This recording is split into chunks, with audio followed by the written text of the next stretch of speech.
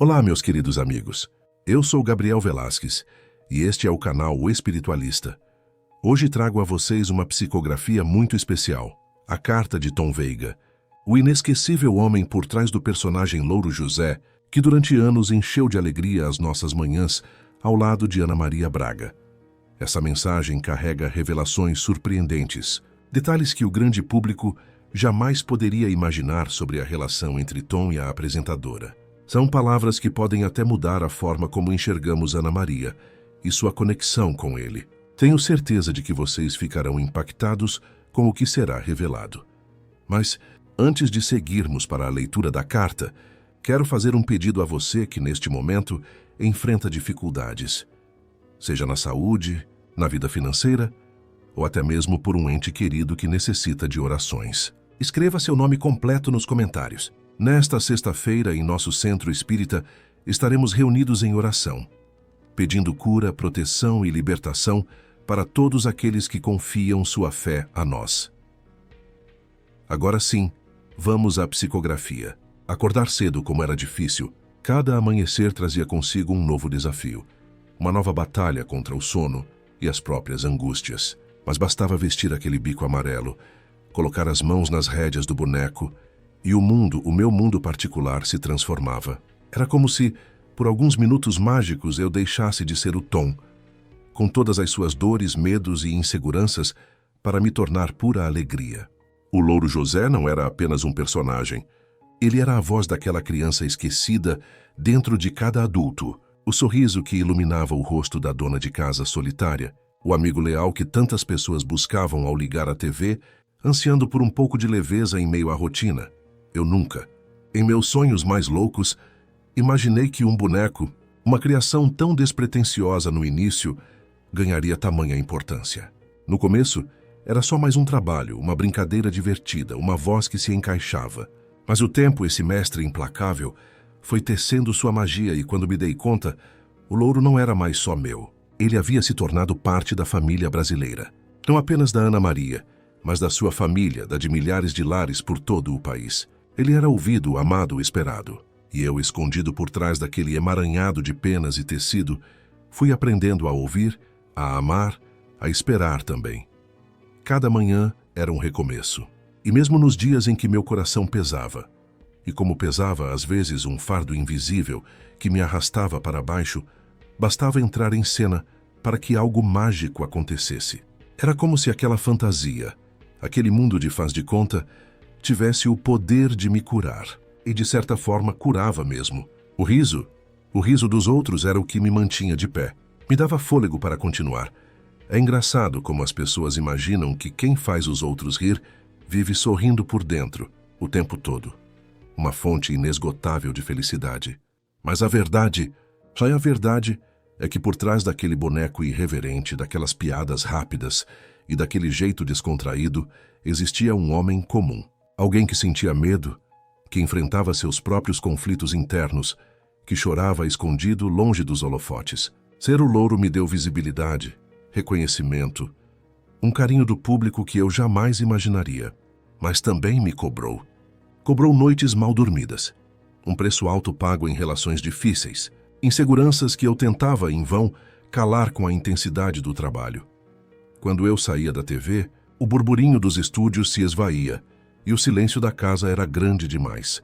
E às vezes, esse silêncio gritava mais alto, muito mais alto, do que qualquer aplauso que eu pudesse ter recebido. Eu era grato, sempre fui, por cada oportunidade, por cada sorriso que pude arrancar.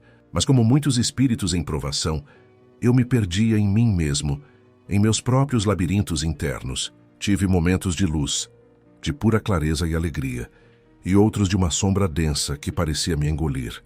Momentos em que desejei sumir, desaparecer, deixar tudo para trás. Mas algo me puxava de volta.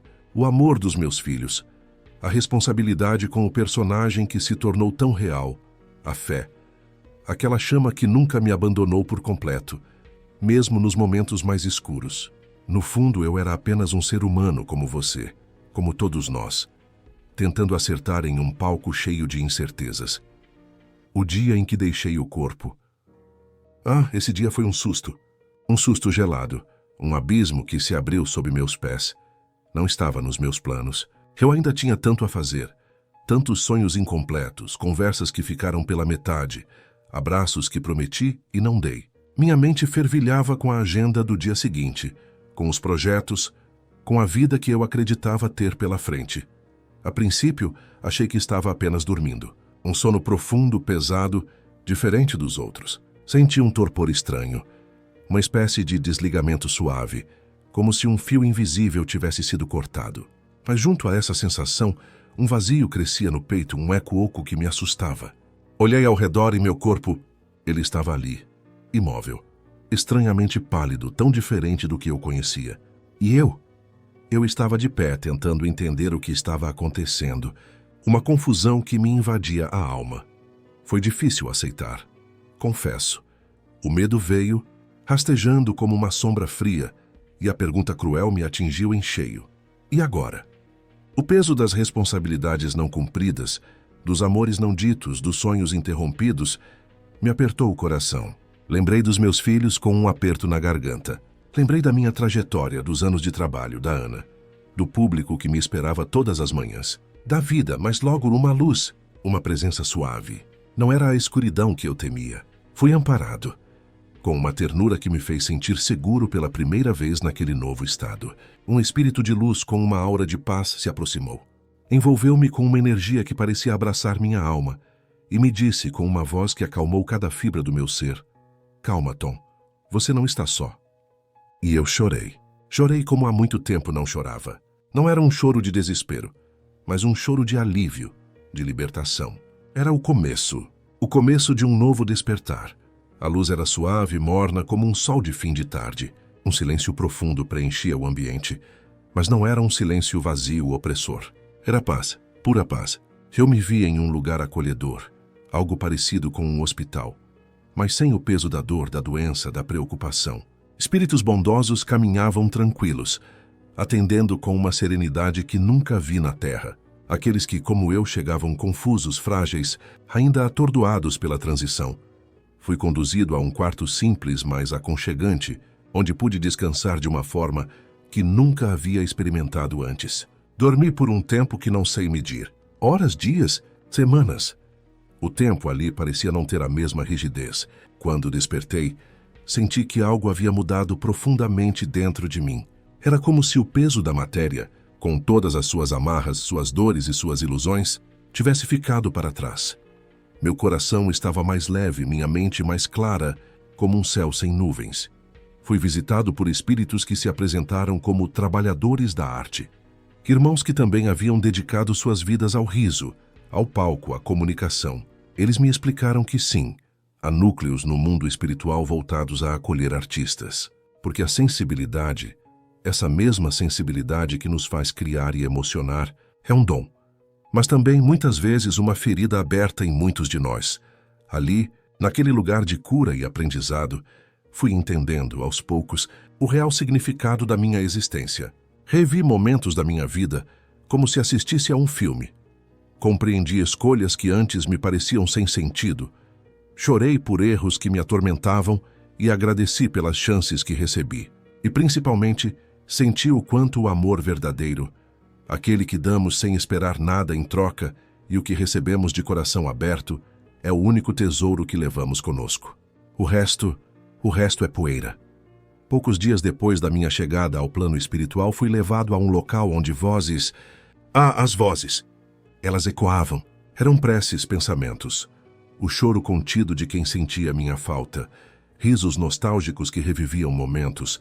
Lembranças puras que flutuavam no ar. Ali, naquele santuário de emoções, entendi que cada oração, cada palavra dita com carinho, cada lembrança verdadeira, cada pensamento de afeto, chegava até mim como uma onda de luz, um bálsamo para a alma. E eu recebi tantas que não consigo descrever. Era como se uma multidão invisível me abraçasse ao mesmo tempo, envolvendo-me em uma teia de amor que transcendia a distância e a morte. Muitas pessoas nunca me viram pessoalmente, nunca apertaram minha mão, mas me sentiram em suas casas, em seus corações, que agora, depois da minha partida, continuavam me sentindo, me chamando pelo nome, desejando que eu estivesse bem. E isso, meus amigos, Isso tem um valor imensurável. O amor verdadeiro transcende a matéria. Ele voa, ele encontra, ele cura. E eu sou eternamente grato a cada alma que me mandou um pensamento de luz.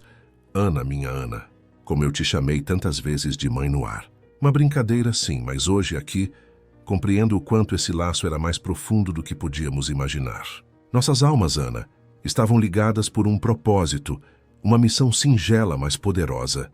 Levar luz, riso e um pouco de leveza às pessoas em suas manhãs. Foram anos de convivência intensa, de brincadeiras que saíam do roteiro, de improvisos que se tornaram clássicos, de silêncios cheios de uma compreensão que só duas almas conectadas podem ter. Você me conhecia como poucos. Sabia quando eu estava bem, quando a alegria era genuína e quando o louro era apenas uma armadura, um disfarce para as dores que eu carregava. E mesmo assim, você me deixava ser. Você me dava espaço, me entendia, me amparava com seu olhar cúmplice. Quero que saiba, minha amiga, nada foi em vão. Cada risada que arrancamos juntos, cada momento de emoção que dividimos, cada olhar cúmplice diante das câmeras, cada segundo da nossa jornada, tudo isso foi uma grande lição. Uma lição de amor, de parceria, de espiritualidade. Nos reencontraremos, Ana. E nesse dia o louro vai voar de novo. Só que mais livre do que nunca, sem as amarras do corpo, com a leveza que só a alma liberta pode ter. Meus filhos, meus amores, como é difícil não poder tocar seus rostos, sentir o calor dos seus abraços, ouvir suas vozes ao vivo, sem a distância que agora nos separa. A saudade aqui também existe. Ela é um fio que me liga a vocês, uma pontada doce e dolorida, mas ela vem acompanhada de entendimento, de uma clareza que só este novo plano pode oferecer. Vocês foram e sempre serão a minha maior missão.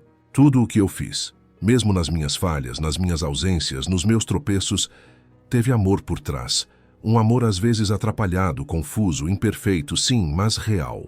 Eu errei, eu acertei, mas acima de tudo eu amei. Não chorem demais por mim. Eu estou bem. Estou sendo cuidado, orientado, amparado por seres de luz que me ensinam a cada dia. E mais do que isso, estou crescendo, estou evoluindo, porque a vida continua e a morte não é o fim. Não é o ponto final. É apenas uma curva do caminho, uma transição para uma nova fase, um novo aprendizado. Cuidem uns dos outros. Amem com verdade, com a intensidade que a vida merece. Sigam suas vidas com coragem, com a certeza de que estarei sempre por perto, como uma brisa leve que toca o rosto e faz o coração se aquecer, um sussurro no vento que traz uma lembrança boa. E quando a saudade apertar, quando o peito doer um pouquinho, olhem para o céu, fechem os olhos e lembrem-se do meu sorriso, da minha voz, porque estarei sorrindo de volta. Sempre Tom Veiga.